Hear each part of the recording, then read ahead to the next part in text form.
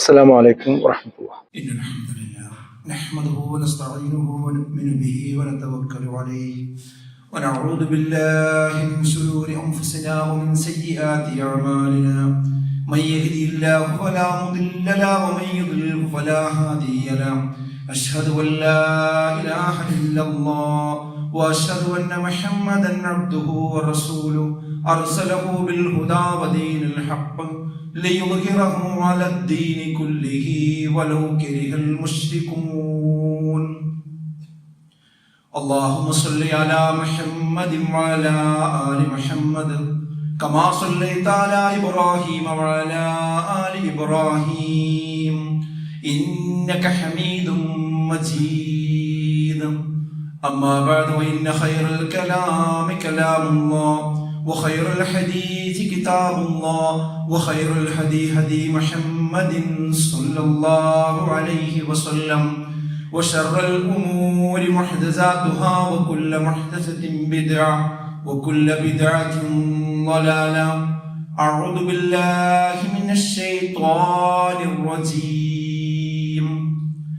يا أيها الذين آمنوا اتقوا الله حق تقاته ولا تموتن إلا وأنتم مسلمون. بسم الله الرحمن الرحيم. قل لا يستوي الخبيث والطيب ولو أعجبك كثرة الخبيث فاتقوا الله يا أولي الألباب لعلكم تفلحون. ബഹുമാനരായ സത്യവിശ്വാസികളെ വിശ്വാസികൾ, അള്ളാഹുവിനെ സൂക്ഷിച്ചുകൊണ്ട് അവന്റെ വിധിവിലക്കുകൾ ജീവിതത്തിന്റെ എല്ലാ മേഖലയിലും എല്ലാ സന്ദർഭത്തിലും പാലിച്ചുകൊണ്ട് ജീവിക്കണമെന്ന് ഏവരെയും ഓർമ്മപ്പെടുത്തുകയാണ്, വസിയത്ത് ചെയ്യുകയാണ്. കാലം മുന്നോട്ട് പോകുമ്പോൾ സംഭവിക്കുന്ന അപജയങ്ങൾ ഇസ്ലാമിക പ്രമാണങ്ങളിൽ വളരെ വ്യക്തമായി തന്നെ ചൂണ്ടിക്കാണിച്ചിട്ടുണ്ട്. അത് വിശ്വാസികളായ നമ്മൾ ഓരോരുത്തരും അറിയുകയും അറിയിക്കുകയും ചെയ്യുക എന്നത് നമ്മുടെ ഓരോരുത്തരുടെയും ബാധ്യതയാണ്. ആ കാര്യം മനസ്സിലാക്കി പഠിച്ച ശേഷം അത് നമ്മുടെ സ്വന്തം നിലപാടുകളുമായി സ്വന്തം ജീവിതവുമായി ചേർത്ത് വെച്ച് ചിന്തിക്കുകയും നമ്മിൽ എന്തെങ്കിലും തകരാറുകളുണ്ട് എങ്കിൽ സമീപനങ്ങളിലോ നിലപാടുകളിലോ ആചാരങ്ങളിലോ അനുഷ്ഠാനങ്ങളിലോ എന്തെങ്കിലും തകരാറുകളുണ്ട് എങ്കിൽ അതിൽ മാറ്റം വരുത്തുകയും ചെയ്യുക എന്നത് സത്യവിശ്വാസികൾക്ക് അനിവാര്യമായ ഒരു കാലഘട്ടത്തിലാണ് നമ്മളിപ്പോൾ ഉള്ളത്.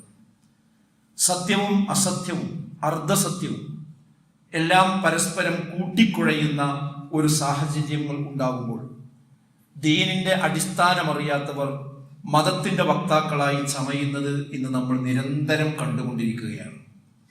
ഇന്ന് സോഷ്യൽ മീഡിയ എടുത്ത് പരിശോധിച്ച് നോക്കിയാൽ എന്തെങ്കിലും ഒരു വിഷയം, എന്തെങ്കിലും ഒരു വാർത്ത നമ്മുടെ നാട്ടിൽ വന്നു കഴിഞ്ഞാൽ പിന്നീട് അതിനെക്കുറിച്ച് കുറെ യൂട്യൂബർമാർ രംഗത്ത് വരും. അവരൊരു പക്ഷേ മുസ്ലിം പേരുള്ളവരായിരിക്കാം, അല്ലാത്തവരായിരിക്കാം. എന്നിട്ട് അവർ അവരുടേതായ ഒരു തലത്തിൽ നിന്നുകൊണ്ട് അതിനെ അപഗ്രഥിക്കാൻ ശ്രമിക്കും. അതിൽ വലിയ വ്യക്തിത്വങ്ങളാണ്, എന്തോ വിവരം പറയുകയാണ് എന്ന തോന്നലിൽ പലപ്പോഴും അവർ പറഞ്ഞുകൊണ്ടിരിക്കാറുള്ളത്. സ്വാർത്ഥ താല്പര്യം മുൻനിർത്തി അധർമ്മത്തിന് കുഴലൂതുന്ന പൗരോഹിത്യവും പലപ്പോഴും ഇതിന്റെ പിന്തുണക്കാരായി വരാറുണ്ട് എന്നതൊരു വസ്തുതയാണ്. ദീനിനേക്കാൾ ഭൗതിക താല്പര്യത്തിന് പ്രാധാന്യം കൊടുക്കുന്നവരും ഈ ഗണത്തിൽ നമ്മൾ കാണാറുണ്ട്. കപട പുരോഗമന വാദികളുടെ കയ്യടി ലഭിക്കുന്നതിന് വേണ്ടി ശ്രമിക്കുന്ന മുസ്ലിം നാമധാരികളും ഇന്ന് വർദ്ധിച്ച തോതിൽ ഉണ്ടായിക്കൊണ്ടിരിക്കുന്നുണ്ട്. ചിലർക്ക് യൂട്യൂബിലുള്ള വരുമാനമാണ് ആവശ്യം, മറ്റു ചിലർക്ക് പോപ്പുലാരിറ്റിയാണ് ആവശ്യം. അതിനൊക്കെ ഇസ്ലാമിനെയും മുസ്ലിമീങ്ങളെയും കുതിര കയറുക എന്നതാണ് പലപ്പോഴും ഇവരൊക്കെ അതിനൊരായുധമായി ഉപയോഗിച്ചു കൊണ്ടിരിക്കുന്നത് എന്ന് വിശ്വാസികൾ തിരിച്ചറിയേണ്ടതുണ്ട്. അള്ളാഹുവിന്റെ റസൂൽ സല്ലല്ലാഹു അലൈഹി വസല്ലമ പറഞ്ഞ ഒരു ഹദീസ് വളരെ സുപ്രധാനമാണ് ഈ ഒരു ഘട്ടത്തിൽ. റസൂലുള്ളാഹി പറഞ്ഞിട്ടുണ്ട്, യഅതി അലന്നാസി സനവാതുൻ ഖദ്ദഅത്, ആളുകൾക്ക് മേൽ വഞ്ചനയുടെ ചില വർഷങ്ങൾ വരിക തന്നെ ചെയ്യും. യുസദ്ദഖു ഫീഹൽ കാദിബ്. ആ വഞ്ചനയുടെ വർഷങ്ങൾ വരുമ്പോൾ എന്തായിരിക്കും അവസ്ഥ? അപ്പോൾ കള്ളം പറയുന്നവനെ സത്യസന്ധനായി സമൂഹം വാഴിക്കും. വയുകദ്ദബു ഫീഹ സ്വാദിഖ്. സത്യം പറയുന്നവൻ കള്ളനായി ഗണിക്കപ്പെടുകയും ചെയ്യും. വയുതമനു ഫീഹൽ ഖായിൻ. വഞ്ചകൻ വിശ്വസ്തനായിട്ട് അറിയപ്പെടും. വയുഹവ്വനു ഫീഹൽ അമീൻ. വിശ്വസ്തനാകട്ടെ വഞ്ചകനായി മുദ്രകുത്തപ്പെടുകയും ചെയ്യും. വയന്തിഖു ഫീഹ റുവൈബിള. ആ കാലഘട്ടത്തിൽ, ആ സന്ദർഭങ്ങളിൽ ചില റുവൈബിളമാർ വന്ന് സംസാരിക്കുകയും ചെയ്യും. അങ്ങനെ ഒരു കാലം വരും. ഖീല, അപ്പോൾ ചോദിക്കപ്പെട്ടു, വമർ റുവൈബിള യാ റസൂലല്ലാഹ്. എന്താണ്, ആരാണ് ഈ റുവൈബിളമാരെന്ന് പറഞ്ഞാൽ ആരാണ്? അത് ഞങ്ങൾക്ക് മനസ്സിലായില്ല. ഖാല റസൂലുള്ളാഹി സ്വല്ലല്ലാഹു അലൈഹി വസല്ലം. അപ്പോൾ അല്ലാഹുവിന്റെ റസൂൽ അതിന് മറുപടി പറഞ്ഞു, അർറജുലു അത്താഫിഹു യതകല്ലമു ഫീ അംരിൽ ആമ. ജനങ്ങളുടെ പൊതുകാര്യങ്ങളിൽ അഭിപ്രായം പറയുന്ന നിസ്സാരക്കാരായ ചില മനുഷ്യന്മാരാണ് അവർ. പൊതുസമൂഹത്തിന് മുമ്പിൽ ചില വിഷയങ്ങൾ വരുമ്പോൾ അതിന്റെ അടിത്തറകളെ കുറിച്ച്, അതിന്റെ അടിസ്ഥാനങ്ങളെ കുറിച്ച്, അതിന്റെ ഉസൂലുകളെ കുറിച്ച് യാതൊരു ധാരണയുമില്ലാത്ത ആളുകൾ കടന്നു വന്നുകൊണ്ട് വായിട്ടലക്കുന്നതിന്റെ പേരാണ് റുവൈബിള എന്ന് പറയുന്നത് എന്നാണ്. അങ്ങനെ ഒരു കാലം വരുമെന്ന് വഹയി ലഭിച്ച റസൂലുള്ളാഹി സ്വല്ലല്ലാഹു അലൈഹി വസല്ലമ പറഞ്ഞത്, നേർക്കുനേർ പുലർന്നത് സോഷ്യൽ മീഡിയ പരിശോധിച്ചാൽ ഈ കാലഘട്ടത്തിൽ നമുക്ക് കാണാൻ കഴിയും.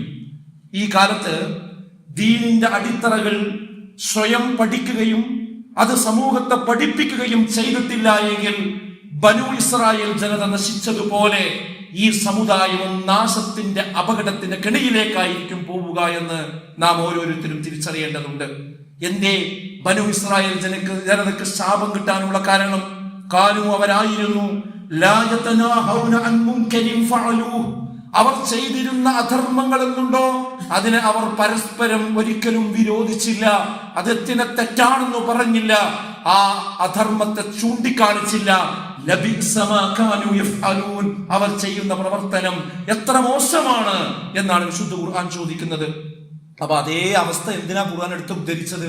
അത് നമുക്കൊക്കെ ഒരു പാഠമാകാൻ വേണ്ടിയാണ്.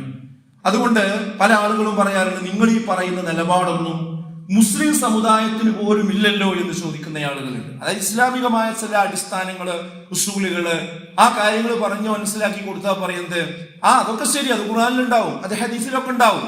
പക്ഷേ മുസ്ലിമീങ്ങളായിട്ട് അറിയപ്പെടുന്ന അത് അനുയായികൾ മുതൽ നേതൃത്വങ്ങൾ വരെ ഇതൊന്നും അംഗീകരിക്കുന്നില്ലല്ലോ, അതൊക്കെ അവർ തള്ളിക്കളഞ്ഞിട്ടുണ്ടല്ലോ, നിങ്ങൾ കുറച്ച് ആളുകൾ ഇത് പറഞ്ഞതുകൊണ്ട് കാര്യമാകോ, അത് ഇസ്ലാമാകോ എന്നൊക്കെ ചോദിക്കാറുണ്ട്. അതിന്റെ ആകത്തുക എന്ന് പറയുന്നത് അവിടെയുണ്ട്, ഇവിടെയുണ്ട്, അപ്പുറത്തുണ്ട്, പിന്നാമ്പുറത്തുണ്ട്, എല്ലായിടത്തുണ്ട്, ലോകം മുഴുവനുണ്ട്, നിങ്ങൾക്ക് മാത്രം എന്താ പ്രശ്നം എന്നാണ്. എന്നാൽ അത്തരം ആളുകൾ ആയത്തിൽ വിശ്വസിക്കുന്നുണ്ടെങ്കിൽ, ഖുർആനിലുള്ള വിശ്വാസം അവർക്ക് അവശേഷിക്കുന്നുണ്ടെങ്കിൽ, അവർ കണ്ണു തുറന്ന് കാണേണ്ട, കാതു തുറന്ന് കേൾക്കേണ്ട ഒരായത്തുണ്ട് വിശുദ്ധ ഖുർആൻ സൂറത്തു മാഇദയിൽ. ഏതാണ് ആ ആയത്ത്? ഖുല്ലാ യസ്തവിൽ ഖബീസു വത്വയ്യിബ്. നബിയെ പറഞ്ഞു കൊടുക്കുക, ലാ യസ്തവിൽ ഖബീസു വത്വയ്യിബ്, നല്ലതും ചീത്തയും ഒരിക്കലും തന്നെ സമമാവുകയില്ല. വലൗ അഅജബക കസറത്തുൽ ഖബീസ്. എന്താണ് ആയത്തിന്റെ അർത്ഥം? വലൗ അഅജബക, നിന്നെ അത്ഭുതപ്പെടുത്തിയാലും ശരി, കസറത്തുൽ ഖബീസ്, ചീത്ത കാര്യങ്ങൾ, അതിന്റെ ആധിക്യം, അതിന്റെ വർധനവ്, അതിന്റെ കുത്തൊഴുക്ക്, നിന്നെ എത്രമേൽ നിന്നെ അത്ഭുതപ്പെടുത്തിയാലും ശരി, ഒരിക്കലും സത്യവും അസത്യവും, നേരും നുണയും, ധർമ്മവും അധർമ്മവും പരസ്പരം ഒരിക്കലും സമമാവുകയില്ല. എന്നിട്ട് പറഞ്ഞതെന്താ? ഫത്തഖുല്ലാ, നിങ്ങളുടെ പിന്നിൽ എത്ര ആളുകളുണ്ട് എന്നല്ല നിങ്ങൾ നോക്കേണ്ടത്, നിങ്ങളുടെ മുന്നിൽ എത്ര ആളുകളുണ്ട് എന്നല്ല നിങ്ങൾ നോക്കേണ്ടത്, ലോകം മുഴുവൻ എങ്ങനെ ചിന്തിക്കുന്നു എന്നല്ല നിങ്ങൾ ചിന്തിക്കേണ്ടത്. ഫത്തഖുല്ലാ, നിങ്ങൾ അല്ലാഹുവിനെ സൂക്ഷിക്കണം. യാ ഉലിൽ അൽബാബ്, ചിന്തിക്കുന്നവരെ, ചിന്തിക്കാത്തവർക്ക് ഒഴുകുന്നവരോടൊപ്പം ഒഴുകാം, ആലോചിക്കാത്തവർക്ക് പോകുന്നവരോടൊപ്പം പോകാം. എന്നാൽ ഈ ലോക ജീവിതത്തിന്റെ ലക്ഷ്യത്തെക്കുറിച്ച് ചിന്തിക്കുന്ന, പരലോകമാണ് എനിക്ക് ഉത്തമം എന്ന് മനസ്സിലാക്കുന്ന, ചിന്തിക്കുന്ന മനുഷ്യരെ നിങ്ങൾ എടുക്കുന്ന നിലപാടിന്റെ കൂടെ എത്ര പേരുണ്ട് എന്ന ആഴമല്ല നിങ്ങൾ നോക്കേണ്ടത്, അതിന്റെ എണ്ണമല്ല നിങ്ങൾ നോക്കേണ്ടത്. ഫത്തഖുല്ലാഹ് യാ ഉലിൽ അൽബാബ്, ബുദ്ധിമാന്മാരെ നിങ്ങൾ അല്ലാഹുവിനെ സൂക്ഷിച്ചോളയും. അപ്പൊ നമുക്ക് പരാജയം ഉണ്ടാവൂലേ, അപ്പൊ പ്രയാസം ഉണ്ടാവൂലേ, അപ്പൊ ബുദ്ധിമുട്ടുണ്ടാവൂലേ എന്നാണ് നമ്മുടെ മനസ്സിൽ വരുന്നത്. എന്നാൽ ആയത്ത് അവസാനിപ്പിക്കുന്നത് എങ്ങനെയാ? ലഅല്ലകും തുഫ്ലിഹൂൻ, അങ്ങനെയുള്ളവർക്കാകുന്നു വിജയം എന്നാണ്. അപ്പൊ വിജയം കിട്ടണമെങ്കിൽ, അല്ലാഹു വിശുദ്ധ ഖുർആനിലൂടെ പറഞ്ഞ വിജയം കിട്ടണമെങ്കിൽ അഡ്ജസ്റ്റ്മെന്റിനല്ല കിട്ടുക, നിലപാടുകൾക്കാണ് കിട്ടുക. ആ നിലപാട് സത്യമായാൽ മതി. അതിന്റെ കൂടെ എത്ര ആളുകളുണ്ട് എന്ന് നോക്കാൻ വിശ്വാസികളോട് പറഞ്ഞിട്ടില്ല എന്ന അടിത്തറ ഓരോ വിശ്വാസിയും മനസ്സിലാക്കി വെക്കേണ്ടതുണ്ട്. മുസ്ലിം ഉമ്മത്തിൽ നിന്ന് തന്നെ എന്തൊക്കെയാണോ അല്ലാഹുവിന്റെ റസൂൽ നിരോധിച്ചത് അതൊക്കെ ഹലാലാണെന്ന് വിളിച്ചു പറയുന്ന ഒരു കാലം വരുന്നതാണ്. ഇതൊക്കെ അല്ലാഹുവിന്റെ റസൂൽ പറഞ്ഞത് സുഹൃത്തുക്കളെ, വഹയി അടിസ്ഥാനത്തിൽ പറഞ്ഞതാണ്. ലയകൂനുന്ന മിൻ ഉമ്മത്തി അഖ്വാം, എന്റെ ഉമ്മത്തിൽ നിന്നൊരു കൂട്ടം ആളുകൾ വരും. യസ്തഹില്ലൂന അൽഹിറ, യസ്തഹില്ലൂന, അവർ ഹലാലാണെന്ന് പറയും, അവർ അനുവദനീയമാണെന്ന് പറയും. അൽഹിറ വ്യഭിചാരത്തെ, വൽ ഹരീറ അത് പട്ടുവസ്ത്രത്തെ, വൽ ഖംറ മദ്യത്തെ, വൽ മആസിഫ സംഗീത ഉപകരണങ്ങളെ. ഇതൊന്നും ഒരു കുഴപ്പമില്ല, നൃത്തനൃത്യങ്ങൾ പ്രശ്നമില്ല, അതുപോലെ മദ്യം പ്രശ്നമല്ല, വ്യഭിചാരം കുഴപ്പമില്ല. അതിന്റെ പേരൊക്കെ ഒന്ന് മാറ്റിയാൽ മതി. യുസമ്മൂനഹാ ബിഗൈരി ഇസ്മിഹാ, അവർ അതല്ലാത്ത പേര് വിളിക്കുമെന്നാണ് എല്ലാത്തിനും. മദ്യം എന്നവർ പറയില്ല, അതിന് വേറെ പല പേരുകളെ പറയുള്ളൂ. പക്ഷെ ഒന്ന് സാധനം ഒന്നായിരിക്കും. വ്യഭിചാരം എന്നവർ പറയില്ല, ബെസ്റ്റി എന്നായിരിക്കും പറയുക, ഹുക്കപ്പ് എന്നായിരിക്കും പറയാ, സീസൺഷിപ്പ് എന്നായിരിക്കും പറയാ, റിലേഷൻഷിപ്പ് എന്നായിരിക്കും പറയാ, ലിവിങ് ടുഗദർ എന്നായിരിക്കും പറയാ. പേരുകൾ മാറ്റും, പച്ച വ്യഭിചാരം ചെയ്യും. ഇതല്ലേ ഇന്ന് നമ്മുടെ നാട്ടിൽ കണ്ടുകൊണ്ടിരിക്കുന്നത്? അല്ലാഹുവിന്റെ റസൂൽ പറഞ്ഞതാണ്. തുണി അഴിച്ചിട്ട് അങ്ങാടികളിലൂടെ നടക്കുന്നതാണ് പുരോഗമനം എന്ന് പറയുന്ന കാലം വിദൂരമല്ല. എഴുതി വെച്ചോ മലയാളികൾ. മാത്രല്ല, അതിനെതിരെ ആരെങ്കിലും അത് തെറ്റാണെന്ന് പറഞ്ഞാൽ അവനായിരിക്കും കുറ്റവാളി, അവനായിരിക്കും പ്രശ്നങ്ങൾ ഉണ്ടാകുന്നത്. ആ കാലം അതിവിദൂരമല്ല. കാരണം ഏതൊരു കാര്യവും സമൂഹത്തിലേക്ക് കൊണ്ടുവരുന്നതിന് 3 സ്റ്റെപ്പാണുള്ളത്. 3 സ്റ്റെപ്പാണുള്ളത്. ഒന്നെന്താ അറിയാം? അത് നന്നായി സെലിബ്രേറ്റ് ചെയ്യും ആളുകൾക്കിടയിൽ. ആളുകൾ ആരാധിക്കുന്നു, ആദരിക്കുന്നു എന്നൊക്കെ പറയുന്ന വലിയ സിനിമാ നടന്മാരെ കൊണ്ടും സെലിബ്രിറ്റികളെ കൊണ്ടും അത് ചെയ്യിപ്പിക്കും. അവരെ കൊണ്ട് അത് ചെയ്യിപ്പിക്കും. അതാണ് ചെയ്യും. എന്നിട്ട് ഗ്ലോറിഫൈ ചെയ്യും. സമൂഹത്തിൽ അതിനെന്തോ ഒരു വലിയ ആവേശമുള്ള തരയുണ്ടാക്കുന്നത് മാധ്യമങ്ങളിലൂടെയും മീഡിയകളിലൂടെയും സിനിമകളിലൂടെയും ഒക്കെ അത് പ്രൊമോട്ട് ചെയ്യും. അങ്ങനെ പൊതുവായി അങ്ങനെ ഒരു പ്രൊമോട്ട് ചെയ്ത് ഗ്ലോറിഫൈ ചെയ്യുന്നതോടുകൂടി സ്വാഭാവികവൽക്കരിക്കും, അഥവാ നോർമലൈസ് ചെയ്യപ്പെടും. പിന്നെ അത് സമൂഹത്തിൽ നോർമലൈസ് ചെയ്യപ്പെടും. അപ്പൊ ഇതൊക്കെ കാണും അനുഭവിക്കുകയും ചെയ്യുന്ന മനുഷ്യന്മാർ ചോദിക്കും, എന്താ കുഴപ്പം? അവൻ ചെയ്യണില്ലേ, ഇയാൾ ചെയ്യണില്ലേ, മറ്റോൻ ചെയ്യണില്ലേ, എവിടെ ഇല്ലാത്തത്? ഇത് നമ്മുടെ തലമുറകൾ ചോദിക്കാൻ തുടങ്ങും. ഇതാണ് ഏതൊരു തെറ്റിനെയും നോർമലൈസ് ചെയ്യുന്നതിന്റെ ലക്ഷണം, സ്റ്റെപ്പുകൾ. അതിന്ന് സമൂഹത്തിൽ വർദ്ധിച്ചുകൊണ്ടിരിക്കുകയാണ്. ഇതിന്റെ ലക്ഷണങ്ങൾ ഇപ്പൊ കണ്ടു തുടങ്ങിയിട്ടുണ്ട്. ഇപ്പൊ കഴിഞ്ഞ ദിവസങ്ങൾ സോഷ്യൽ മീഡിയയിൽ കണ്ടോ? നമ്മുടെ മലയാള മീഡിയകൾ ആഘോഷിക്കുന്ന സംഭവം എവിടെയായിരുന്നു? US സംഭവം ആഘോഷിക്കുന്നത്. പണ്ടായിരുന്നു US കേരളവും US ഇന്ത്യയൊക്കെ വലിയ ദൂരം. ഇന്ന് വലിയ ദൂരമൊന്നുമില്ല. US നടക്കുന്നത് കേരളത്തിൽ നടക്കണ മാതിരി തന്നെയാണ്, കേരളത്തിൽ നടക്കുന്നത് US നടക്കണ മാതിരി തന്നെയാണ്. യൂറോപ്പിൽ എന്തുണ്ടായോ അതുണ്ടായി 24 മണിക്കൂർ തികയും മുമ്പ് നമ്മുടെ കേരളത്തിന്റെ മണ്ണിൽ അത് നമ്മുടെ കുട്ടികൾ ആഘോഷിക്കുന്നത് നമ്മൾ ഇന്ന് കണ്ടുകൊണ്ടിരിക്കുകയാണ്. എന്താ അപ്പോ കഴിഞ്ഞ ദിവസം വന്നതെന്നറിയോ? പൂർണ്ണ നഗ്നരായി ഒരു കപ്പൽ യാത്ര, 11 ദിവസത്തെ പാക്കേജിന് 43 ലക്ഷം രൂപ എന്നാണ്. അതായത് ഒരു കപ്പൽ വാടകയ്ക്ക് എടുത്തിട്ട് പൂർണ്ണ നഗ്നരായ ആണും പെണ്ണും ഒക്കെ എന്ത് ചെയ്യുക, അതിനാണ് യാത്ര ചെയ്യുക. അതിനെത്ര? 11 ദിവസത്തിന് 43 ലക്ഷം. അപ്പൊ നമ്മൾ കേൾക്കും, ആരാ അതിന് പോവുക? എന്താ ആ വാർത്തകൾ എടുത്തു വായിച്ചു നോക്കി. ടിക്കറ്റ് വളരെ ദ്രുതഗതിയിൽ വിറ്റ് തീർന്നു എന്നാ പറഞ്ഞത്. 43 ലക്ഷം രൂപ 11 ദിവസത്തിന് കൊടുത്തിട്ട് ടിക്കറ്റുകൾ വിറ്റ് തീർന്നു. US ഒരു കമ്പനിയാണ് നടത്തുന്നത് എങ്കിലും അതിന്റെ പ്രചാരണം നമ്മുടെ മലയാളികൾക്കിടയിൽ പോലും നടക്കുന്നു. ശരീരത്തിന്റെ സൗന്ദര്യത്തെ പ്രോത്സാഹിപ്പിക്കലാണ് ലക്ഷ്യം എന്നാണ് പറയുന്നത്. മാത്രവുമല്ല, ആ പോസ്റ്റിന്റെ അടിയിൽ മലയാളികൾ എഴുതിയ കമന്റുകൾ കൊണ്ട് വായിച്ചു. മലയാളികളുടെ മനസ്സ് എവിടെ നിൽക്കുന്നത്? എന്താ നമ്മുടെ നാട്ടിലിപ്പോ ചർച്ച? സ്ത്രീകൾക്ക് ഇറങ്ങി നടക്കാൻ പറ്റുന്നുണ്ടെങ്കിൽ എല്ലാം നോർമലൈസ് ചെയ്തു, അത് കുഴപ്പമില്ല. അതെന്താ, ആൺ സുഹൃത്തല്ലേ പെൺ സുഹൃത്തല്ലേ എന്ന് ചോദിച്ച് എല്ലാം നോർമലൈസ് ചെയ്യണം. അടുത്തതാണ് ഞാൻ പറഞ്ഞത്, തുണി എടുക്കാതെ പോയി യാത്ര ചെയ്യുന്ന ഒരു കൂട്ടം ആൾക്കാർ, അവിടുത്തെ ഔട്ടിങ്ങിന്റെ രൂപമാണത്. ഇത് ആഘോഷിക്കുന്നത് മലയാളികളാണ്. അതിന്റെ അടിയിലുള്ള കമന്റുകൾ വായിച്ചു. ആ കമന്റുകൾക്കിടയിൽ സമുദായത്തിന്റെ പേരുള്ളവരുടെ എണ്ണം വളരെ വർദ്ധിച്ചതാണ് എന്ന് നമ്മൾ കാണേണ്ടതുണ്ട്. അതുകൊണ്ട് അവിടെ അല്ലേ എന്ന് പറയേണ്ട, അത് ഇവിടെ വരാൻ 24 മണിക്കൂർ മതി. അതിനെ ന്യായീകരിക്കാൻ ഇവിടെ മീഡിയകൾ ഉണ്ടാവും. കോട്ടിട്ടുണ്ടാവുന്നേ മാത്രമേ ഉള്ളൂ. അവർക്കൊരു കോട്ട് ഉണ്ടാവുന്ന മാത്രമല്ല, ആ കോട്ടൻ ഇട്ടാൽ എന്തും പറയാമെന്നാണ്. നബി സല്ലല്ലാഹു അലൈഹി വസല്ലം പറഞ്ഞിടത്ത് ലോകമെത്തും. എന്താ റസൂലുള്ളാഹി പറഞ്ഞത്? ലാ തഖൂമു സ്സാഅ, അന്ത്യദിനം വരികയില്ല. ഹത്താ യതസാഫദൻ നാസു തസാഫുദൽ ഹുമുരി ഫിത്ത്വരീഖ്. കഴുതകൾ പരസ്യമായി ഇണചേരുന്നത് പോലെ ആളുകൾ വഴിയിൽ വെച്ച് പരസ്യമായി ഇണചേരുന്ന ആ നാട് വരുന്നത് വരെ അന്ത്യനാൾ സംഭവിക്കുകയില്ല. കഴുതകൾ അങ്ങാടികളിലൂടെ ഇണചേരുന്നത് പോലെ, നായയും പട്ടിയും ഇണചേരുന്നത് പോലെ, കന്നിമാസമായാൽ നായയും പട്ടിയും തെരുവിലിറങ്ങുന്നത് പോലെ മനുഷ്യർ തെരുവിലിറങ്ങി. ഇങ്ങോട്ട് നോക്കണ്ടെന്നാ പറയാം. ഇവിടെ എന്താ ബാക്കിയുള്ളവർ പറയുള്ളൂ, അറിയോ? ഇഷ്ടമല്ലാത്തവർ നോക്കണ്ട, അത് ചെയ്തോട്ടെ, എങ്ങക്ക് എന്താന്നാ ചോദിക്കുക. ഈ ചോദ്യം ചോദിക്കുന്ന നാളുകൾ വിദൂരമല്ല. അള്ളാന്റെ റസൂൽ പറഞ്ഞതാണ്. റസൂലുള്ള പിന്നെ മറ്റൊന്ന് പറഞ്ഞു, ജനങ്ങൾക്കിടയിൽ ഒരു കാലം വരാനുണ്ട്, ഒരാളും വന്ന് പലിശ തിന്നാത്തവനായിട്ടുണ്ടാവുകയില്ല. ഇനി ആരെങ്കിലും തിന്നുന്നില്ല എങ്കിൽ അതിന്റെ പൊടിയെങ്കിലും അവനേൽക്കാതെ ജീവിക്കാൻ കഴിയില്ല. അങ്ങനത്തെ ഒരു കാലം വരും, അല്ലെ?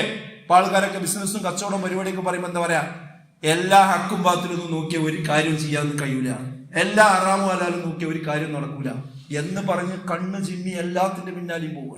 ഒരു പ്രശ്നം ആളുകൾക്കില്ല.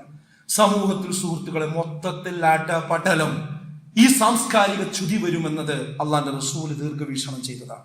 വിശ്വാസം മുറുകെ പിടിക്കലായിരിക്കും ഇനിയുള്ള കാലത്തെ പരീക്ഷണം എന്ന് നമ്മൾ ആലോചിക്കുക. നമ്മളെ മുൻഗാമികൾക്കുള്ള പരീക്ഷണങ്ങൾ, യുദ്ധങ്ങളും മറ്റു കാര്യങ്ങളൊക്കെ വന്നിരുന്നു.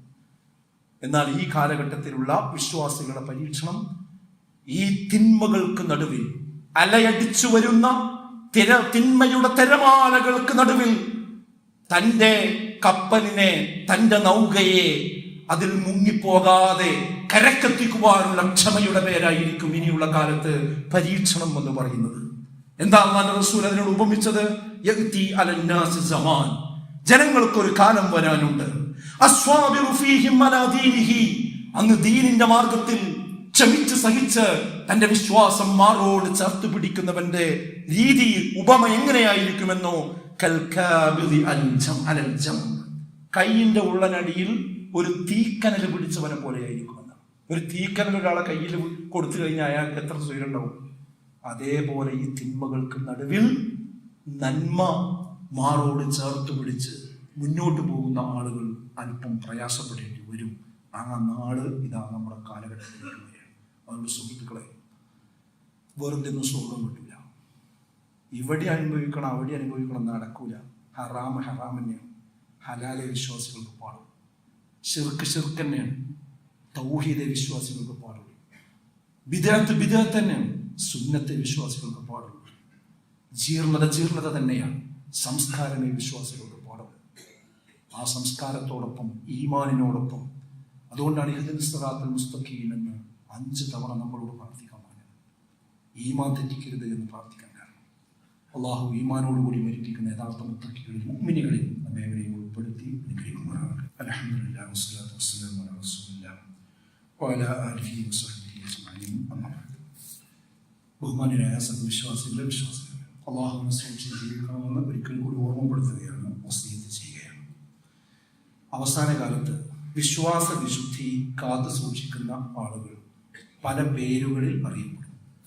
നമ്മുടെ നാട്ടിൽ പറയപ്പെടുന്ന പേര്, മുസ്ലിം കമ്മ്യൂണിറ്റിയിൽ നിന്ന് തന്നെ അവരെ വിളിക്കുക അവർ അനുഷ്ഠാന തീവ്രതയുള്ളവരാണ് എന്ന്. മറ്റുള്ളവരെ വിളിക്കുക പച്ചക്ക് തീവ്രവാദി എന്ന് വിളിക്കും, ഭീകരവാദി എന്ന് വിളിക്കും, പ്രാകൃതൻ എന്ന് വിളിക്കും. അതുപോലെ തന്നെ താലിബാനായി മുദ്രകുത്തും. ബഹുസ്വര സമൂഹത്തിൽ ഇടപെടാനുള്ള വിവേകമില്ലാത്തവരാണ് ഇവർ എന്ന് പറഞ്ഞ് അരികുവൽക്കരിക്കും. അങ്ങനെ പല രീതിയിൽ ഒറ്റപ്പെടുത്തുന്ന ഒരു സാഹചര്യം ഉണ്ടാവും.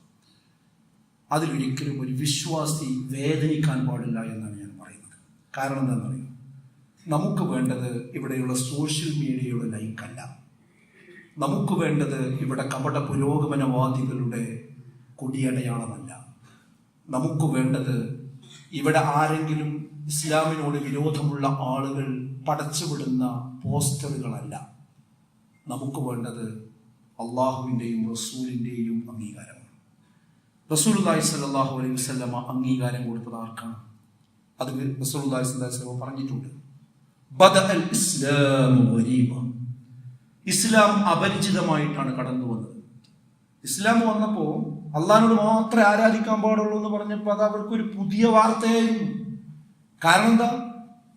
ആ കഅബയിൽ മുഴുവൻ 300 ചില്ലാനം വിഗ്രഹങ്ങളാണ് ഉണ്ടായിരുന്നത്. അതിന് ചുറ്റും തുണിയെടുക്കാതെ തവാഫ് ചെയ്യുന്ന സമൂഹം ഉണ്ടായിരുന്നു. നിങ്ങൾ ചിന്തിച്ചു നോക്കിപ്പോയി ഇപ്പൊ അവിടെ പോയ എന്താ അവസ്ഥ? ആ സ്ഥലത്ത് തുണിയെടുക്കാതെ വിഗ്രഹങ്ങൾക്ക് സുജൂദ് ചെയ്തിരുന്ന ചുറ്റി നടന്നിരുന്ന മനുഷ്യന്മാരെ അടിയിക്കാണ് ആര് വരുന്നത്? അള്ളാഹുവിന്റെ റസൂൽ വരുന്നത്. ആ മനുഷ്യന്മാരെ കൂട്ടിയിട്ട് ഒരു താഴ്വരയിൽ കൂട്ടിയിട്ട് റസൂലുള്ള പറയണത് അത് ചെയ്യാൻ പാടില്ല, അത് തെറ്റാണ്, അത് ബഹുദൈവത്താണ്, അള്ളാഹിനെ മാത്രമേ ആരാധിക്കാൻ പാടുള്ളൂ, ലാ ഇലാഹ ഇല്ലല്ലാഹ്. അത് പറഞ്ഞതോടുകൂടി അൽ അമീൻ എന്ന് അന്ന് വരെ വിളിച്ച അതേ നാവ് കൊണ്ട് അവർ പറഞ്ഞു, നീ കുഴപ്പക്കാരനാണ്, നീ ഫിത്ന ഉണ്ടാക്കാൻ വന്നവനാണ്, ഞങ്ങളുടെ കുടുംബം കലക്കാൻ വന്നവനാണ്, ഞങ്ങളുടെ സമൂഹത്തിൽ ഭിന്നിപ്പുണ്ടാക്കാൻ വന്നവനാണ്, നീ മാരണക്കാരനാണ്. എന്തൊക്കെയാണ് റസൂലുള്ളാഹി സ്വല്ലല്ലാഹു അലൈഹി വസല്ലം വിളിച്ചത്? അപ്പൊ അതാണ് അപരിചിതമായിട്ടാണ് ഇസ്ലാം വന്നത്. എന്നിട്ടോ ആ അപരിചിതാവസ്ഥയിലേക്ക് ആ അപരിചിതാവസ്ഥയിലേക്ക് തന്നെ ഖിയാമത്ത് നാളാവുമ്പോൾ ഇസ്ലാം മടങ്ങും. ഇനി ആ ആശയങ്ങൾ പറയുമ്പോൾ അത് സങ്കുചിതവാദമാണെന്ന് ആൾക്കാർ പറയും, ഇടുങ്ങിയ വാദമാണെന്ന് ആൾക്കാർ പറയും, അത് അനുഷ്ഠാന തീവ്രതയാണെന്ന് ആൾക്കാർ പറയും. ഭാഷ കുറച്ച് വ്യത്യാസം ഉണ്ടാവുന്നേ ഉള്ളൂ, കുറച്ച് ഇംഗ്ലീഷ് വാക്കുകളൊക്കെ കൂട്ടിയിട്ടുണ്ടാവുന്നു മാത്രം. ആ കാലഘട്ടത്തിലേക്ക് സമൂഹം മാറി വരും. അപ്പോഴോ അതൊക്കെ അവിടെ കേട്ട് ബേജാറായി കണ്ട്, എന്നാ ഞാൻ ഇസ്ലാമല്ല, ഞാൻ മുസ്ലിം അല്ല, അതിന്റെ എന്തൊക്കെ ലക്ഷണങ്ങളുണ്ട് അതൊക്കെ എടുത്ത് ഒഴിവാക്കിയിട്ട് ഇങ്ങനെ ഒളിഞ്ഞു ജീവിക്കുന്നവനാണോ? അവനാണോ മംഗളം? അല്ല. അങ്ങനെയുള്ള അലമാലകൾ വരുമ്പോഴും ഞാൻ മുസ്ലിമാണ് എന്ന വ്യക്തിത്വം ഉയർത്തിപ്പിടിച്ച് ജീവിക്കുന്നവന്റെ പേരാണ്, അവർക്കുള്ളതാണ് ഫതൂബാ ലിൽ ഖുറബാ. അപരിചിതർക്കാകുന്നു മംഗളം. ആ കാലത്തും ആ ഹക്ക് നെഞ്ചോട് ചേർത്ത് വെക്കുന്നവർക്കാകുന്നു റസൂലുള്ളാഹി സ്വല്ലല്ലാഹു അലൈഹി വസല്ലം മംഗളം പറഞ്ഞിരിക്കുന്നത്. മൻഹും യാ റസൂലല്ലാഹ്, ആരാണ് അവർ റസൂലേ? അല്ലദീന യുസ്ലിഹൂന മാ അഫ്സദന്നാസു മിൻ ബഅദി മിൻ സുന്നതി. ആ കാലഘട്ടമാകുമ്പോൾ എന്റെ സുന്നത്തിനെ നശിപ്പിച്ചൊരു വിഭാഗം ഉണ്ടാവും അവിടെ. ആ നശിപ്പിച്ചതിൽ നിന്ന് എന്റെ സുന്നത്തിനെ നന്നാക്കിയെടുക്കുന്ന വിഭാഗം, അവരാണ് അപരിചിതർ. അവരാണ് അപരിചിതർ, അവർക്കാകുന്നു മംഗളം എന്നാണ്. സഹോദരങ്ങളെ, ഇന്ന് അനിസ്ലാമിക കാര്യങ്ങൾ ചെയ്തിട്ട് ആൾക്കാർ ചോദിക്കുന്ന ഒരു ചോദ്യമുണ്ട്. ആ ചോദ്യം ചോദിച്ചാൽ ഒക്കെ ഇസ്ലാമായി. എന്താ പദം ചെയ്ത ആകാശം ഇടിഞ്ഞു വീഴും, എന്താ പദം ചെയ്താൽ സംഭവിക്കുക എന്ന് ചോദിച്ചാൽ ആകാശം ഇടിഞ്ഞു വീഴുമോ എന്ന് ചോദിച്ചാൽ ഒക്കെ ഹലാലായി. ആ രീതിയിലേക്ക് ഇതൊക്കെ ഹലാലാക്കുന്ന ഒരു അവസ്ഥ ഉണ്ട്. പിന്നെ വേറൊരു ഭാഗത്ത് സമുദായത്തിനുള്ളിൽ നിന്ന് ചെയ്യുന്ന പരിപാടി എന്താ? ഇസ്ലാമിൽ ഇല്ലാത്തത് ഇസ്ലാമാണ് എന്ന് പറഞ്ഞ് ഇസ്ലാമിന്റെ ഉള്ളിൽ കടത്തി കൂട്ടുക. അതിനെ വിമർശിച്ചാലോ നിങ്ങൾ കുത്തംവാദികളാണെന്ന് പറഞ്ഞ് ചാപ്പ് കൂട്ടുക. ആ രീതിയിൽ ആക്രമിക്കുക. അപ്പൊ അതിന്റെ ഒരു ഉദാഹരണമാണ് ഇപ്പൊ നമ്മുടെ നാട്ടില് നബിദിനത്തിലൂടെ നമ്മൾ കണ്ടുകൊണ്ടിരിക്കുന്നത്. റസൂലുള്ളാഹി സ്വല്ലല്ലാഹു അലൈഹി വസല്ലമയെ സ്നേഹിക്കുക എന്നുള്ളത് ഒരു വിശ്വാസിക്ക് നിർബന്ധമാണ്. ആ സ്നേഹിക്കാത്തവൻ ഒരിക്കലും മുസ്ലിം അല്ല. എന്താ റസൂലുള്ള പറഞ്ഞത്? ലാ യുഅ്മിനു അഹദുക്കും ഹത്താ അകൂന അഹബ്ബ ഇലൈഹി മിൻ വാലിദിഹി വവാലിദിഹി വന്നാസി അജ്മഈൻ. ലാ യുഅ്മിനു, നിങ്ങൾ വിശ്വാസിയാവൂല. അഹദുക്കും, നിങ്ങളിൽ ഒരാളും, ഹത്താ അകൂന അഹബ്ബ ഇലൈഹി മിൻ വാലിദിഹി, എന്നെ നിങ്ങൾ ഇഷ്ടപ്പെടുന്നത് വരെ. എങ്ങനെ? നിങ്ങളുടെ പിതാവിനെക്കാളും, നിങ്ങളുടെ മക്കളെക്കാളും, വവാലിദിഹി, നിങ്ങളുടെ പിതാക്കളെക്കാളും, വന്നാസി അജ്മഈൻ, ഈ ലോകത്തുള്ള മുഴുവൻ മനുഷ്യരെക്കാളും, അവരെക്കാളൊക്കെ നിങ്ങൾ എന്നെ ഇഷ്ടപ്പെടുന്നത് വരെ നിങ്ങൾ മുഅ്മിനാവൂല. അപ്പൊ നബിനെ സ്നേഹിക്കുക എന്നുള്ളത് എല്ലാവർക്കും നിർബന്ധമാണ്. ആ നബി സ്നേഹത്തിന്റെ രൂപ റസൂലുള്ള പഠിപ്പിച്ചിട്ടുണ്ട്. അതിനാണ് ഇത്തിബാഅ് എന്ന് പറയുന്നത്. എന്താ ഇത്തിബാഅ് എന്ന് പറഞ്ഞാൽ? എങ്ങനെയാണോ റസൂലുള്ള ജീവിച്ചത് അതേപോലെ നമ്മൾ ജീവിക്കുക. രാവിലെ ഉണർന്നത് മുതൽ ഉറങ്ങുന്നത് വരെ റസൂലുള്ളയുടെ ചര്യ എന്തായിരുന്നോ അതേപോലെ നമ്മൾ ചെയ്യാം. തൊട്ടിൽ മുതൽ കട്ടിൽ വരെ റസൂലുള്ളാഹി സ്വല്ലല്ലാഹു അലൈഹി വസല്ലം എന്തെല്ലാം കാര്യങ്ങളിൽ ഇടപെട്ടോ അതേ കാര്യങ്ങളിലൊക്കെ നമ്മൾ ഇടപെടും. അങ്ങനെ ചാണിന് ചാണായും മുഴത്തിന് മുഴമായും അള്ളാന്റെ റസൂലിനെ ഒരു മാസത്തിൽ ഒരു ദിവസമല്ല നമ്മൾ സ്നേഹിക്കേണ്ടത്, ഒരാഴ്ചയല്ല നമ്മൾ സ്നേഹിക്കേണ്ടത്, ഒരു ദിവസമല്ല നമ്മൾ സ്നേഹിക്കേണ്ടത്. ആ 365 ദിവസവും അള്ളാന്റെ റസൂലിനെ സ്നേഹിക്കണം. അതാണ് ഇത്തിബാഅ് എന്ന് പറയുന്നത്. അതാണ് നമ്മൾ ചെയ്യേണ്ടത്. അല്ലാതെ ആ ദിവസം വരുമ്പോ ഒരു മൂന്നാമത്തെ ആഘോഷം ഉണ്ടാക്കുക എന്നുള്ളത് ഇസ്ലാമിൽ ബേസില്ല സുഹൃത്തുക്കളെ. ഇസ്ലാമിൽ ആഘോഷങ്ങൾ നിങ്ങളൊന്ന് ടൈപ്പ് ചെയ്ത് നോക്കി, അതിന്റെ ശരി ഉത്തരം ഏതാ വരിക എന്നാണ്. ആരെങ്കിലും വ്യാജ സൈറ്റ് ഉണ്ടാക്കിക്കണമെങ്കിൽ വേറെ ഉത്തരം വരും. ശരി ഉത്തരം വരും 2 ആഘോഷമേ ഉള്ളൂ. എന്താ? ഒന്ന് ഈദുൽ ഫിത്തറും, മറ്റൊന്ന് ഈദുൽ അദ്ഹയും. മതപരമായി ആഘോഷിക്കാൻ അള്ളാന്റെ റസൂല് പഠിപ്പിച്ചിട്ടുള്ളത് ചെറിയ പെരുന്നാൾ ചെയ്യുന്നത്. ഇങ്ങനെ ഒരു ആഘോഷം നമ്മളോട് പറഞ്ഞിട്ടില്ല. ഇപ്പൊ ചെറിയ പെരുന്നാളിന് എന്തൊക്കെ ചെയ്യണം നമുക്ക് എല്ലാവർക്കും അറിയില്ല. എന്താ ചെയ്യേണ്ടത്? അത് എത്ര റക്കാത്ത നിസ്കാരം എന്നറിയാം അല്ലെ, എത്ര തക്ബീർ ഉണ്ട് എന്നറിയാം. എന്നാൽ നബിദിനത്തിന്റെ അന്നത്തെ പിന്നെ കാര്യങ്ങൾ ഖുർആനിൽ എവിടെയുള്ളത്, ഹദീസിൽ എവിടെയുള്ളത്, അന്ന് ചെയ്യേണ്ട സുന്നത്ത് എവിടെയുള്ളത്? എന്താ പഠിപ്പിക്കാൻ? എന്താ റസൂലുള്ളാഹി പഠിപ്പിക്കാറുള്ളത്? അല്ല, ഇത് റസൂലുള്ളാഹിന്റെ കാലത്തുണ്ടോ? ഈ നടത്തുന്ന ആൾക്കാരെന്നെ പറയില്ല. അബൂബക്കർ റളിയല്ലാഹുവിന്റെ കാലത്തുണ്ടോ? അവര് പറയും ഇല്ല. ഉമർ റളിയല്ലാഹുവിന്റെ കാലത്തുണ്ടോ? അവര് പറയും ഇല്ല. ഉസ്മാൻ റളിയല്ലാഹുവിന്റെ കാലത്തുണ്ടോ? അവര് പറയും ഇല്ല. അലി റളിയല്ലാഹുവിന്റെ കാലത്തുണ്ടോ? അവര് പറയും ഇല്ല എന്ന് ഇബ്നു ഹജർ അസ്ഖലാനി റഹിമഹുല്ലാഹ് നബിദിനാഘോഷത്തെ പറ്റി അദ്ദേഹത്തോട് ചോദിക്കപ്പെട്ടപ്പോൾ അദ്ദേഹം നൽകിയ മറുപടി എന്താ? അസ്ലു അമലിൽ മൗലിദി ബിദ്അ. ഈ മൗലിദിന്റെ ബേസ് എന്ന് പറയുന്നത് ബിദ്അത്താണ്. ലം തുൻഖൽ അൻ അഹദിൻ മിനസ് സലഫിസ് സ്വാലിഹി മിനൽ ഖുറൂനി സലാസ. ഒരിക്കലും തന്നെ സലഫുസ് സ്വാലിഹീങ്ങളിൽ നിന്ന് 3 നൂറ്റാണ്ടില് 300 വർഷം റസൂലുള്ളാഹി സ്വല്ലല്ലാഹു അലൈഹി വസല്ലം വഫാത്തായിട്ട് 300 വർഷം കഴിഞ്ഞു പോയ ആ കാലഘട്ടത്തിൽ ഒരാൾ പോലും അത് റിപ്പോർട്ട് ചെയ്തിട്ടില്ല. അപ്പൊ റസൂലിന്റെ കാലത്തില്ല, ഉത്തമ തലമുറയുടെ കാലം, പിന്നീട് ചില ആൾക്കാർ ഉണ്ടാക്കിയ സാധനമാണ്. അതാണ് ബിദ്അത്ത് എന്ന് പറയുന്ന സുഹൃത്തുക്കളെ. നമ്മൾ നബി സ്നേഹം എന്ന് പറഞ്ഞുകൊണ്ട് നമ്മൾ ബിദ്അത്ത് ചെയ്യാൻ പാടില്ല. അതാണ് എന്റെ സുന്നത്തിനെ നശിപ്പിച്ചെന്ന്. അപ്പൊ അത് നബി സ്നേഹമല്ല എന്ന് പറയുന്നത് നമ്മുടെ ഓരോരുത്തരും ബാധ്യതയാണ്. അതുപോലെ നബി സല്ലല്ലാഹു അലൈഹി വസല്ലമയുടെ ആസാറുകൾ, ആ ആസാറുകളെ പറ്റി പണ്ഡിതന്മാര് മൊത്തത്തിൽ പറഞ്ഞ കാര്യം എന്താ? ഇന്ന് ലോകത്തെവിടെയും റസൂലുള്ളാഹി സ്വല്ലല്ലാഹു അലൈഹി വസല്ലമയുടേതാണെന്ന് ഉറപ്പിച്ചു പറയാവുന്ന ഒരു ആസാറുമില്ല എന്ന്, ഒരു തിരുശേഷിപ്പും അവശേഷിക്കുന്നില്ല. പണ്ഡിതന്മാർ ഏകോപിച്ചു പറഞ്ഞ അഭിപ്രായമാണ്. എന്നിട്ടാണ് നമ്മളെ നാട്ടില് റസൂലുള്ളാഹിന്റേതാണെന്ന് പറഞ്ഞൊരു ഓരോ മുടി കൊണ്ടുവന്ന് അതുകൊണ്ട് ദീന് വിറ്റ് കച്ചവടം ചെയ്യുന്നത്. ഇപ്പൊ അടുത്ത് പറഞ്ഞാൽ എന്താ? അത് 1/2 സെന്റിമീറ്ററോളം വളർന്നു എന്നാണ്. പണ്ട് മയിൽപ്പീലി കുട്ടികള് ബുക്കിന്റെ ഉള്ളിൽ വെച്ച് കണ്ട് വളരുന്നുണ്ട് എന്ന് പറയുന്നത് പോലെ പണ്ഡിതന്മാരെന്ന് പറയുന്ന മനുഷ്യന്മാരാണ് വന്നിട്ട് ആൾക്കാരെ പറ്റിയത്. എന്നിട്ട് മനുഷ്യന്മാരെ വിളിച്ചു കൂട്ടുന്നു. ഇത് കാണിച്ചുകൊണ്ട് അത് കാഴ്ചക്ക് വെക്കുന്നു. അവരിൽ നിന്ന് ആത്മീയ ചൂഷണം നടത്തുന്നു. എത്ര വ്യക്തമാണ് ആയത്ത്. യാ അയ്യുഹല്ലദീന ആമനൂ, ഏ വിശ്വാസികളെ, ഇന്ന കസീറൻ മിനൽ അഹ്ബാരി വറുഹ്ബാൻ ലയഅകുലൂന അംവാലൻ നാസി ബിൽ ബാതിൽ വയസുദ്ദൂന അൻ സബീലില്ലാഹ്. നിശ്ചയമായും ജനങ്ങളിൽ നിന്ന് മതപണ്ഡിതന്മാർ അതേപോലെ തന്നെ പുരോഹിതന്മാരിൽ നിന്നൊക്കെ ജനങ്ങളുടെ സ്വത്ത് അന്യായമായി തിന്ന ഒരു വിഭാഗം വരും, ഒരു വിഭാഗമുണ്ട് എന്ന് വിശുദ്ധ ഖുർആനാണ് പറയുന്നത്. വയസുദ്ദൂന അൻ സബീലില്ലാഹ്, അല്ലാഹുവിന്റെ മാർഗ്ഗത്തിൽ നിന്ന് അവർ ആളുകളെ തടയും ചെയ്യും. അതായത് ഹക്കും ബാത്തിലും ഇല്ലാതെ ജനങ്ങളെ കാശ് തിന്നാൻ വേണ്ടി പണ്ഡിതന്മാരിൽ നിന്നും പുരോഹിതന്മാരിൽ നിന്നും, ആ വാക്ക് നോക്കി നിങ്ങൾ, അത് നേർക്ക് നേരെ നമ്മൾ കണ്ടുകൊണ്ടിരിക്കുക. അതുകൊണ്ട് സുഹൃത്തുക്കളെ, നബി സ്നേഹം എന്നത് പറയുന്നത് ഇത്തിബാ ആണ്. അതൊരിക്കലും തന്നെ റസൂലുള്ള പഠിപ്പിക്കാത്ത വഴിയിലൂടെ ചെയ്യാൻ പാടില്ല. നബിയുടെ ആസാറുകൾക്ക് ബറക്കത്തുണ്ട്, അതാരും ഇവിടെ നിഷേധിക്കുന്നില്ല. പക്ഷേ നബി സല്ലല്ലാഹു അലൈഹി വസല്ലമയുടെ ആസാറുകളിൽ ലോകത്തെവിടെയും ഇല്ല, ശേഷിക്കുന്നില്ല എന്ന് തന്നെയാണ് പണ്ഡിതന്മാർ പറഞ്ഞിട്ടുള്ളത്. അപ്പൊ അത് ആ നബിയുടെ പേരിൽ ആരൊക്കെ എന്തൊക്കെ കൊണ്ടുവരുന്നോ അത് നബി സ്നേഹമല്ല, അത് നബിയെ കച്ചവടം ചെയ്യലാണ്. അതിന്റെ പേരാണ് അക്ഷരം തെറ്റാതെ വിളിച്ചാൽ മതവാണിഭം എന്ന് പറയുന്നത്, ആത്മീയ കച്ചവടം എന്ന് പറയുന്നത്. അതൊരിക്കലും ഇസ്ലാമിന്റെ പേരിൽ നമുക്ക് അംഗീകരിക്കാൻ കഴിയില്ല. അതുകൊണ്ട് ഈ കാലഘട്ടത്തിൽ സുഹൃത്തുക്കളെ, ദീന് നല്ലോണം പഠിച്ചു. അത് നമ്മളും പഠിക്കണം, നമ്മളെ മക്കളും പഠിക്കണം. അവിടെ തിരക്കാണ്, അവൻ എഞ്ചിനീയറിങ്ങിനാണ്, അവൻ ഡോക്ടറേറ്റിനാണ്, അവനെങ്ങാനും ഒരു ഖുർആൻ ക്ലാസ്സിന് വിളിച്ചാൽ ഓൻ്റെ ഓൻ്റെ ജീവിതം ഇല്ലാതെ ഇതാ രക്ഷിതാക്കളെയൊക്കെ ധാരണ. ഇസ്ലാമിക കാര്യങ്ങളും മര്യാദക്കൊരു ഹുത്തുബയും കൂടി കേൾക്കാതെ വളർത്തി കഴിഞ്ഞാൽ പിടിക്കാൻ കിട്ടില്ല. ദുനിയാവ് തന്നെ മക്കളെ കിട്ടില്ല. നല്ലോണം ആലോചിച്ചു. ഈ കാലഘട്ടത്തിൽ ഇസ്ലാം ശരിക്കും അടിസ്ഥാനപരമായി പഠിച്ചു മുന്നോട്ട് പോകണം. അങ്ങനെയുള്ള യഥാർത്ഥ മുത്തക്കികളിൽ അല്ലാഹു നമ്മെവരെയും ഉൾപ്പെടുത്തി അനുഗ്രഹിക്കുമാറാകട്ടെ. ഈ കഴിഞ്ഞ ദിവസം മംഗലാപുരത്തിനടുത്ത് തലപ്പാടി എന്ന് പറയുന്ന പ്രദേശത്ത് ഒരു ആക്സിഡന്റ് ഉണ്ടായിട്ടുണ്ട്. 5 ആളുകളാണ് മരണപ്പെട്ടത്. 5 പേരും നമ്മുടെ ഒരു സജീവ പ്രവർത്തകന്റെ കുടുംബത്തിൽപ്പെട്ടവരാണ്. ആ കുടുംബത്തിൽ ഏതാനും വർഷങ്ങൾക്ക് മുമ്പാണ് ഇതേപോലെ ഒരു ആക്സിഡന്റ് ഉണ്ടായി 7 ആളുകൾ മരണപ്പെട്ടത്. അതിൻ്റെ ആഘാതം തീരുന്നതിന് മുമ്പാണ് ഈ 5 മരണം ഒരു കുടുംബത്തിൽ.